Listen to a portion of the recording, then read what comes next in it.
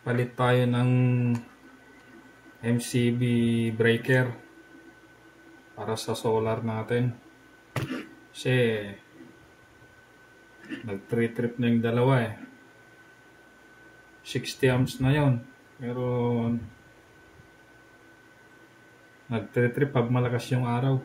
So try natin itong 100 amps. Ito. Testing. Ayan. Para sa panel. Bale, DC breaker to. Kasi dalawang klase ng breaker. Pang AC tsaka pang DC.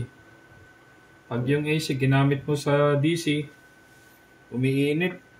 Kahit gaano kataas yung current mo. Ito.